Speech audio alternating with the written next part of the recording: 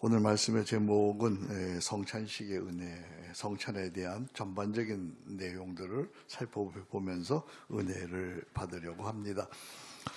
사람이 사는 데 있어서 가장 중요한 것 중에 하나가 정체성이에요. 정체성. 고아나 또 입양아가 힘들어하는 것은 정체성의 불안 때문이죠. 그가 의식주가 있고 또 잘 살아도 그런 늘 불안해요. 왜냐하면 정체성이 확립되지 않기 때문에 그래요. 내가 누구인지 아는 것은 정체성에 관한 모든 질문의 시작이에요. 나는 누구인가? 라는 질문에 답하려면 먼저 하나님을 알아야 하죠.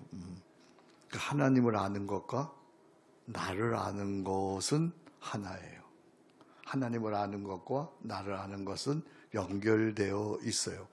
우리가 하나님을 알면 나를 알 수 있어요. 하나님 앞에 서면 우리는 다 내가 죽을 수밖에 없는 죄인임을 알게 되죠. 그러나 거기서 끝나지 않죠. 하나님께서는 죄인된 인간에게 은혜를 베푸셨어요. 그것이 그리스도 십자가 속량의 은혜예요.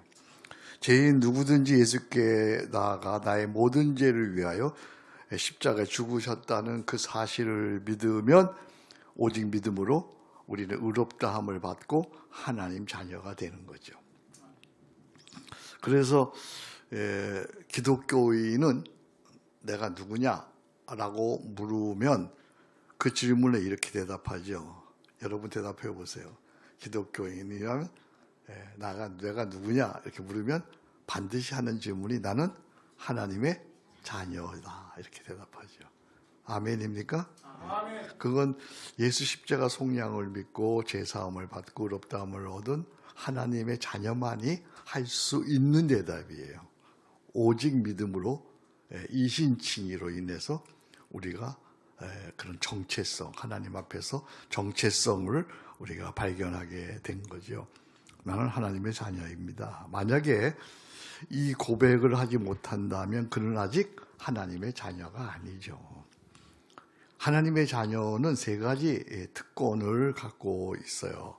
친애자, 동거자, 상속자. 한번 따라할까요? 친애자, 동거자, 상속자. 친애자라는 것은 하나님의 가장 사랑받는 자녀라는 거죠. 하나님의 가장 사랑받는 자녀. 두 번째는 동거자. 언제나 아버지 하나님과 늘 함께 산다는 거죠. 세 번째는 상속자. 하나님 아버지의 모든 좋은 것을 누린다는 것이죠.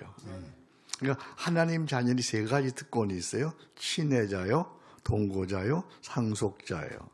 바울 사도는 이 하나님 자녀의 특권을 이렇게 보증을 합니다. 로마서 8장 32절 말씀이죠. 너무 귀하고 아름답고 복된 말씀이죠. 자기 아들을 아끼지 아니하시고 우리 모든 사람을 위하여 내주시니가 어찌 그 아들과 함께 그 다음 뭐죠? 모든 것을 우리에게 주시지 아니하겠느냐. 그러니까 하나님 자녀에게 아들까지 주셨는데 모든 것을 주시지 않겠느냐. 그래서 이 기독교는 타 종교와는 달리 잔치로 시작하고 잔치로 이어지고 잔치로 완성되는 거예요. 예수님의 공생애는 가나의 혼인잔치에서 시작되었죠. 그 다음에 공생애 중 세례 요한의 제자들이 왜 당신의 제자들은 금식하지 않느냐고 묻자 예수님께서는 혼인직 손님들이 신랑과 함께 있을 때 어떻게 금식할 수 있느냐 이렇게 답하셨죠. 그리고 공생의 마지막 날 밤 주님은 제자들과 만찬을 나누셨어요. 이것이 성찬 예식이에요. 또한 부활하신 예수님께서는 갈릴리 바닷가에서 제자들에게 조반을 차려 주셨어요. 그리고 마지막 날 천국에서 어린 양의 혼인잔치가 열려요. 그 잔치는 영원한 잔치예요. 그래서 기독교는 항상 기뻐하고 즐거워하는 잔치 공동체야. 잔치로 시작되었어요. 잔치가 이어져요. 잔치가 완성되어져요. 그 잔치로 영혼을 사는 거예요. 그러니까 기독교는 무슨 공동체라고요? 잔치 공동체야. 여기서 우리가 생각할 것이 있어요. 예수 믿는다는 것은 늘 잔치하듯 기뻐하며 감사하며 사는 것이다. 만약에 신앙생활이 어렵고 힘겹고 그리고 고욕으로 느껴진다면 그것은 잔치의 주인이신 그리스도와의 사귐이었기 때문에 그래요. 기독교를 종교로 믿는 것이지 예수님과의 사귐이 없는 거예요. 그러니까 종교냐 사귐이냐, 이것이 본질적인 차이야. 우리가 기독교라는 종교를 믿느냐 아니면 예수님과의 사귐이 있느냐, 잔치의 주인이신 예수님과의 사귐이 있느냐. 예수님께서는 포도나무 비유로 설명하셨습니다. 요한복음 15장 5절, 나는 포도나무에 너희는 가지라, 그가 내 안에, 내가 그 안에 거하면 사람이 많은 열매를 맺나니 나를 떠나서는 너희가 아무것도 할 수 없느니라.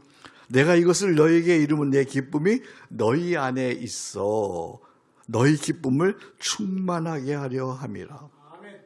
그러니까 예수님과의 사귐이 있으면, 예수를 믿으면 많은 열매가 있고 기쁨이 충만한 거죠. 그러니까 종교로 교회를 믿으면, 기독교를 믿으면 고생이에요. 힘들어요. 어려워요. 고역이에요. 그런데 예수님과의 사귐이 있으면 그는 잔치하듯이 예수님을 믿게 되는 거죠. 그래서 그 잔치하는 기쁨을 사도 바울은 데살로니가전서 5장 16절, 17절, 18절에서 이렇게 선언하죠. 항상 기뻐하라. 쉬지 말고 기도하라. 범사에 감사하라. 이것이 그리스도 예수 안에서 너희를 향하신 하나님의 뜻이니라. 여기 보니까 쉬지 말고 기도하라. 이건 무슨 말이죠? 잔치의 주인이신 예수님과 쉬지 않고 사귐을 가지면 인생의 오른편에는 감사가, 왼편에는 기쁨이 생긴다는 것이죠. 다시 강조합니다. 기독교는 무슨 공동체라고요? 잔치 공동체. 나는 여러분들이 신앙생활을 기쁘게 감사하며 즐겁게 잔치하듯이 신앙생활하기를 축복합니다. 아멘. 주님과의 사귐만 있으면 세상이 어떠해도, 어떤 고난이 있어도, 너희가 박해를 받고 환난을 받고 시험을 당하고 그래도 기뻐하고 즐거워하라. 하늘에서 너의 상이 큽니다. 그렇게 말씀하는 거예요. 그러니까 어떤 상황 속에서도 주님과의 사귐만 있으면 우리는 잔치하는 그런 공동체로, 그런 성도로 살아갈 수가 있는 거죠. 나는 정말로 여러분들이 종교로 기독교를 믿지 않고 예수님과의 사귐으로 인해서 날마다 기뻐하며 감사하며 행복해하며 즐거워하며 충만해하는 삶을 살아가기를 주의 이름으로 축복합니다. 다시 말씀합니다. 기독교는 무슨 공동체라고요? 잔치 공동체. 이 잔치 공동체를 매주일 경험하는 자리가 바로 오늘 주일 회중 예배야. 그 절정은 바로 성찬 예식입니다. 주일 회중 예배의 전형은 사중구조 예배지. 오늘 여러분 주보를 한번 보세요. 여기 사중구조 예배가 어떻게 돼요? 첫 번째가 뭐였어요? 임내 예전이. 두 번째가요? 말씀 예전이. 세 번째가요? 성찬 예전이. 네 번째가요? 파송 예전이에요. 근데 이제 21세기는 현대사회는 속도의 사회이기 때문에 오늘날 많은 교회는 이 구조가 축소되어서 말씀 예전 중심으로만 흐르고 있죠. 그러니까 이 예배가 4분의 1로 축소된 거야. 오늘날 드리는 예배는. 그러므로 기독교인은 주일 회중 예배 본래 전형이 무슨 구조라고요? 사중구조 예배임을 인식해, 깨달아야 돼요. 알고 온전한 예배 회복을 위해서 우리가 힘을 써야 합니다. 이런 의미에서 한성공동체는 매월 첫째 주일을 뭘로 드리는 거예요? 사중구조 예배로 드리면서 예배의 전형을 지키는 거죠. 이 사중구조 예배가 어떻게 흘러가는지, 어떻게 전개되는지는 다음 달에 내가 좀 설명을 드리려고 그래요. 이 예배는 말입니다. 예배는 사람이 아니라 하나님으로부터 시작되는 거예요. 주일이 되면 하나님께서는 세상 속에 흩어져 살아가던 당신의 자녀들을 부르십니다. 여러분 부르셔서 그 부르심을 듣고 자녀들은 그 부르심에 응답해서 모여서 그리스도의 한 몸 된 교회로서 하나님을 예배하는 거예요. 이 주일에 여러분들 여기 왔다는 것은 하나님의 부르심에 응답해서 온 거예요.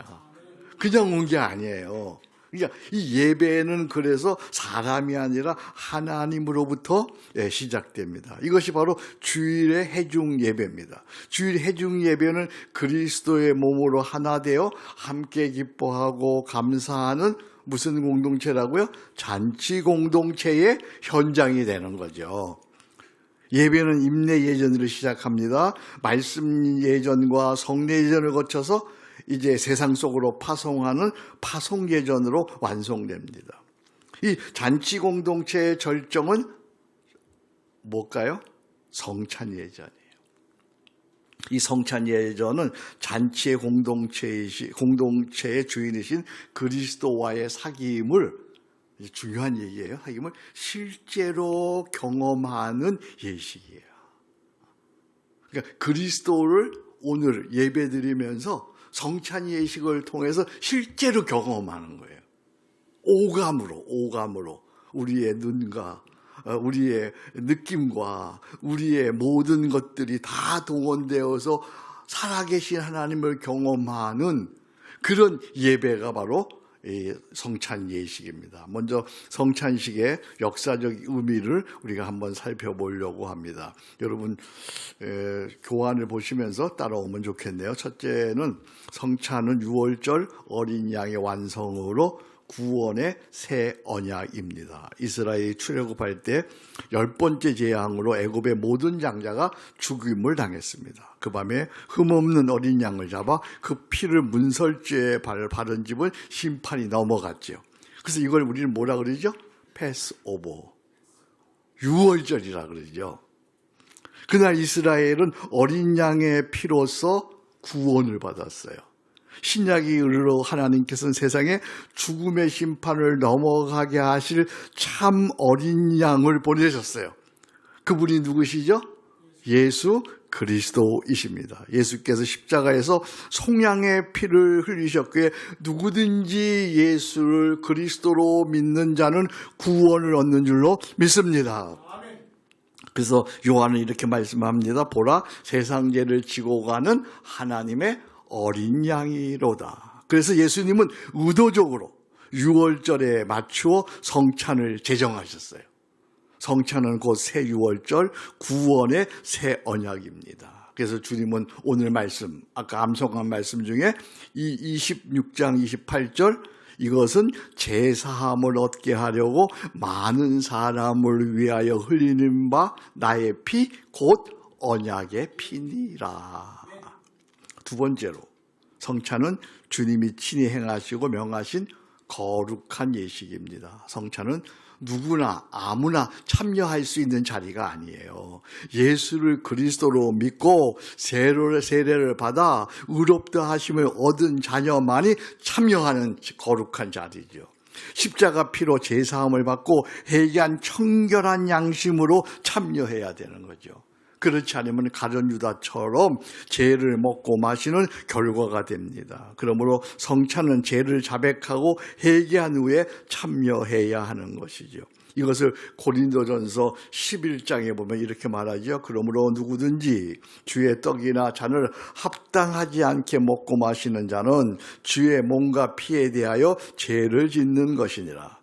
사람이 자기를 살피고 그 후에야 이 떡을 먹고 이 잔을 마실지니 주의 몸을 분별하지 못하고 먹고 마시는 자는, 그 다음 들어보세요, 자기의 죄를 먹고 마시는 것이니라. 그래서 보네포는 참된 회개 없는 성찬에 참여는 싸구려 은혜라 그랬어. 회개 없이 성찬에 참여하는 것은 싸구려 은혜야. 시장 바닥에서 받는 그런 은혜야. 고귀한 싸구려 은혜가 되지 않도록 우리가 오늘의 성찬할 적에 철저히 성령께서 가르쳐 주는 죄를 자백하고 회개한 후에 청결한 양심으로 성찬에 참여하기를 주의 이름으로 축복합니다. 세 번째로 성찬은 세례와 함께 개신교회에 전승된 순전한 구원 예식입니다. 캐톨릭에는 7대 성사가 있어요. 첫 번째가 세례성사, 두 번째가 견진성사. 견진은 이제 소년이 되어서 예수 믿기로 할 때 끌어올린 견진성사. 그 다음에 성체성사, 이 죽을 때 받는 성사죠. 성체성사. 그 다음에 고해성사, 병자성사, 성품성사. 성품성사는 신부될 때. 성품성사, 그리고 혼인성사. 이렇게 7가지가 있습니다. 그런데 개신교는 주님께서 친히 행하시고 명하신 2가지 예식만 지켜요. 하나가 뭐죠? 세례와 또 하나 성찬 예식을 인정합니다. 2 예식 모두 십자가와 연결되어져 있어요. 세례는 그리스도의 죽음과 부활에 연합하여 옛사람이 죽고 새사람 그리스도인으로 살아나는 것을 고백하는 공적인 믿음의 고백입니다. 새로운 하나님의 자녀가 되었다는 것을 세상에 교회 앞에 선포하는 예식입니다. 그 다음에 성찬은 그리스도의 몸과 피를 먹고 마심으로 대속의 은혜를 믿음으로 구원받았다고 하는 하나님 자녀됨의 그런 예식이고 하나님과 하나됨의 예식입니다. 기독교 역사에는 성찬을 해석하는 3가지 대표적 해석이 있어요. 첫 번째는 이 성찬을 어떻게 해석하냐 하면 상징설 또는 기념설이라 그러죠. 이건 쯔빙글이나 진보적인 교회에서 믿는 그런 설인데, 이건 떡과 포도주는 단순히 기념과 상징이다, 이렇게 믿는 거죠. 두 번째는 화채설이에요. 이건 가톨릭에서 믿는 그런 교리입니다. 떡과 포도주가 실제로 성찬할 때 그리스도의 몸과 피로 변화한다. 화채설이에요. 그 다음에 임재설입니다. 깔벤과 오늘의 개신교 보통의 복음주의 교회들이 믿는 것이죠. 떡과 포도주 안에 우리가 믿음으로 참여할 때 성령으로 말미암아 그리스도의 임재가 역사한다, 이렇게 보는 것이죠. 그래서 상징설, 화해설, 임재설이 있는데 우리 개신교는 떡과 포도주가 믿음으로 우리가 참여할 때에 성찬식에 참여할 때 성령으로 말미암아 그리스도의 임재가 실제로 역사한다, 이렇게 보고 있습니다. 오직 은혜에 감사하면서 오직 믿음으로 성찬 예식에 참여하여 먹고 마실 때 우리는 그리스도의 살과 피로 여겨지는 그런 은혜를 경험하게 되는 줄로 믿습니다. 그리스도 내 안에, 나는 그리스도 안에 거하는 그런 놀라운 임재를 경험하게 되죠. 네 번째로 성찬은 회중 예배에서 말씀과 함께하는 정례 예식입니다. 초대교회 주일 예배는 늘 거룩한 잔치였어요. 말씀 예전이 시작이고 성찬 예전이 절정이었으며 이어서 애찬으로 마무리되었어요. 그러니까 오늘 우리 한성 공동체가 드려지는 예배예요.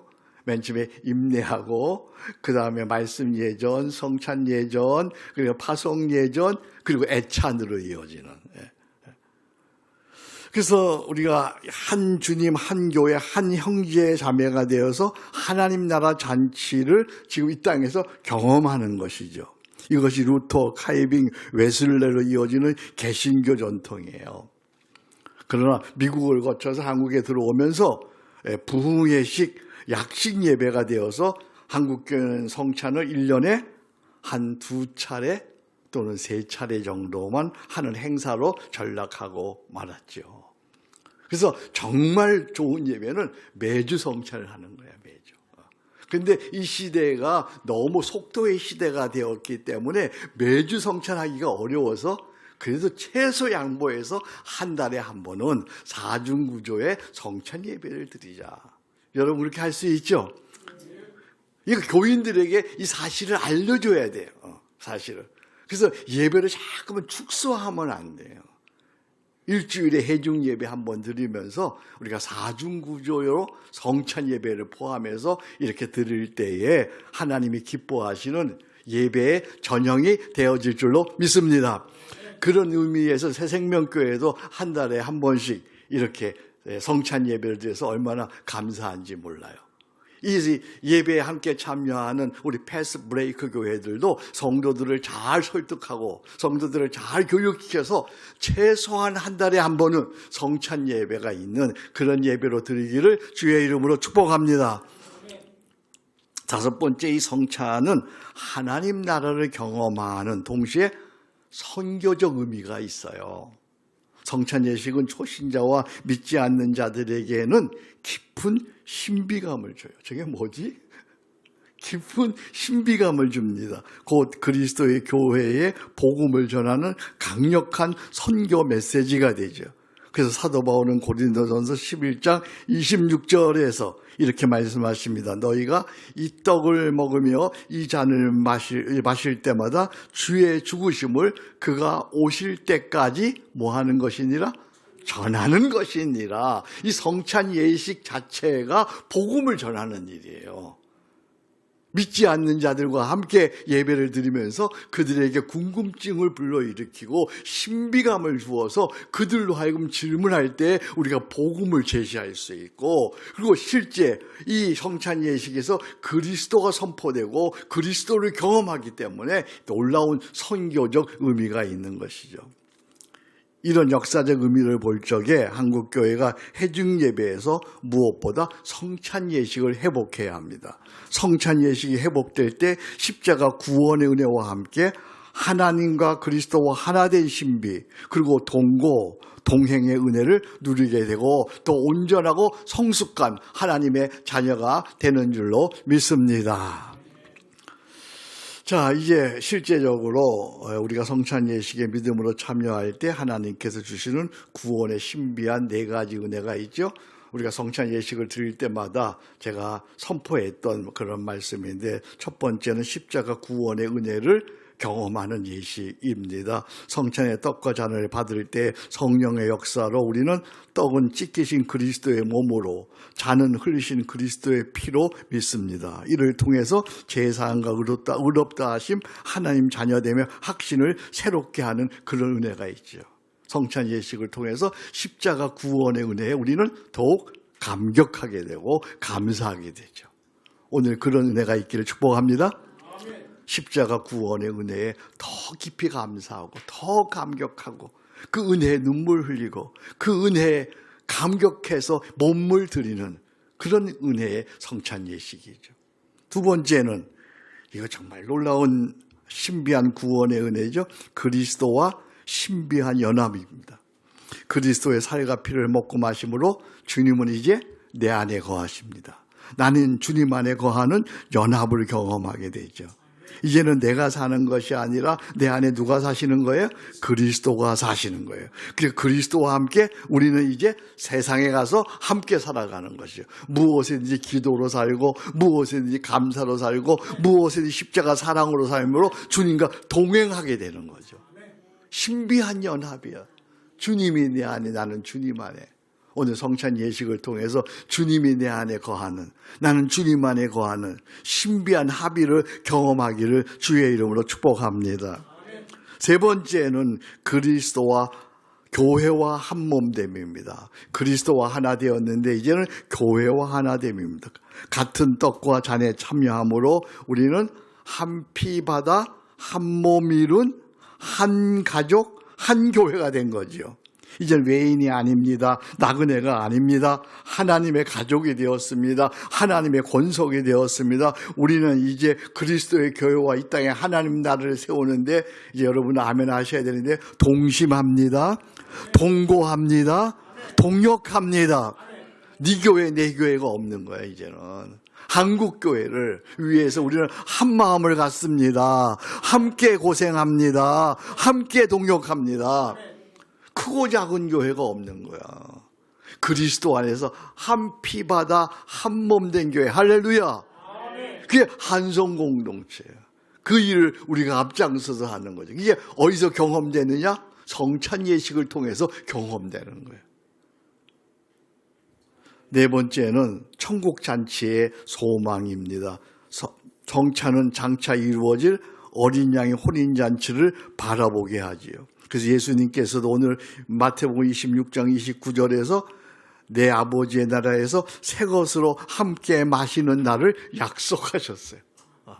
그러니까 오늘의 우리 성찬 예식은 우리가 여기서 한 몸으로 한 교회에 함께 하나님 나라를 소망하면서, 여기서 성찬 예식을 이렇게 드렸지만 그날에는 우리가 주님과 함께 주님이 베푸시는 어린 양의 잔치에 참여해서 우리 모두가 함께 영원히 기뻐하며 그 잔치에 참여하게 될 줄로 믿습니다. 참 놀라운 성찬의 은혜입니다. 다시 한번 보겠습니다. 성찬에 참여하게 되면 첫 번째, 십자가 구원의 확신을 갖게 됩니다. 두 번째는요, 그리스도와 신비한 연합을 하게 됩니다. 세 번째는 교회와 한 몸 됩니다. 네 번째는요, 천국 잔치를 소망하게 됩니다. 오늘 이 성찬 예식에 우리 모두 믿음으로 참여해서 이 네 가지 신비한 구원의 은혜를 경험하기를 주의 이름으로 축복합니다. 이 기독교의 은혜는 언제나 세 단계로 임해요. 오늘 아침에 제 아내가 어느 교회 가서 예배를 드리고 왔어요. 그래서 식사를 같이 하면서 어떤 은혜를 받았냐 제가 이렇게 물어봤어요. 그랬더니 이런 은혜를 받았습니다 설명을 해요. 그래서 내가 그 설명을 듣는 순간 아하, 기독교 은혜는 세 단계가 있구나 이렇게 생각이 됐어요. 첫 번째 단계가 깨닫는 은혜야. 깨닫는, 하나님 말씀을 듣고 묵상하면서 성령으로 말미암아 깨달아지는 거죠. 그래서 아하, 그렇구나. 그래서 하나님 말씀으로 교훈받습니다. 하나님 말씀으로 책망받습니다. 하나님 말씀으로 바르게 인도됩니다. 하나님 말씀으로 의로 교육받는 그런 순간이에요. 그것을 우리가 은혜 받았다고 그러는 거죠. 말씀을 통해서 구원의 진리와 삶의 지침을 분명하게 깨닫는 단계. 나는 여러분들이 오늘 말씀을 통해서 깨닫는 은혜가 있기를 축복합니다. 깨닫지 못하면 더 이상 더 큰 은혜로 나갈 수가 없는 거예요. 말씀을 통해서 우리는 깨닫는 거죠. 교훈받는 거죠. 책망받는 거죠. 의로 교육받는 것이죠. 하나님의 사람으로 성숙해가는 것이죠. 근데 그것으로 끝나면 안 되죠. 두 번째 단계는 체험하는 은혜예요. 깨닫는 말씀과 구원의 은혜를 온몸으로 체험하는 그런 단계입니다. 성찬과 말씀 속에서 성령께서 내 안에 역사하셔서 자백하고 회개하게 됩니다. 치유와 회복을 경험하게 됩니다. 하나님의 임재와 성령의 은사를 경험하게 됩니다. 그리스도의 동거를 경험하게 되는 거죠. 성령의 은사를 경험하게 되는 것이죠. 여러분들이 오늘 예배와 성찬을 통해서 먼저 깨닫는 은혜가 있기를 축복합니다. 거기에 그치지 아니하고 성령의 임재와 회개와 회개와 치유와 회복과 임재와 은사와 동거를 경험하기를 주의 이름으로 축복합니다. 근데 한 가지 은혜가 더 있어요. 뭘까요? 그것은 살아내는 은혜예요. 깨달음과 체험을 실제 삶 속에서 믿음과 순종으로 살아내는 그런 은혜죠. 나는 죽고 내 안에 거하시는 주님과 함께 기도로 삽니다. 감사로 삽니다. 십자가 사랑으로 삽니다. 비로소 삶의 현장에서 잔치하는 그리스도인으로서의 기쁨과 감사를 누리면서 살 수 있는 거죠. 아멘. 그러니까 우리가 보통 은혜 받았습니다. 그러면 제가 물어봐요. 은혜가 뭐지요? 무슨 은혜 받았습니까? 그러면 설명을 못하고 뭐냐면 그냥 은혜 받았어요. 그런단 말이에요. 그냥 은혜 받은 게 아니에요. 은혜는 반드시 세 단계로 가야 돼요. 첫 번째는 무슨 단계예요? 깨닫는 은혜입니다. 두 번째는요, 체험하는 은혜입니다. 세 번째는 뭐예요? 살아내는 은혜예요. 살아내는. 깨닫는 은혜에 그치면 안 되는 거예요. 성령의 역사로 말미암아 하나님의 은혜를 온몸으로 체험해야 돼요. 할렐루야. 오늘 성령으로 말미암아 성찬으로 말미암아 하나님의 은혜를 체험할 수 있기를 바랍니다. 치유와 회개가 있기를 바랍니다. 회복이 있기를 원합니다. 성령의 은사가 있기를 원합니다. 주님과의 친밀한 동거가 있기를 원합니다. 뿐만 아니라 믿음과 순종으로 살아내서 세상에서 잔치하는 그런 기쁨과 감사를 그런 경험하는 그리스도와 동행하는 우리 모두가 되기를 주의 이름으로 축복합니다. 오늘 우리는 믿음으로 성찬에 참여합니다. 이제 곧 참여할 텐데 여러분들이 성찬에 참여하면서 바로 깨닫는 은혜가 있기를 축복합니다. 체험하는 은혜가 있기를 축복합니다. 살아내는 은혜가 있기를 축복합니다. 그래서 세상에 가서 잔치하는 크리스찬으로 살아가기를 주의 이름으로 축복합니다.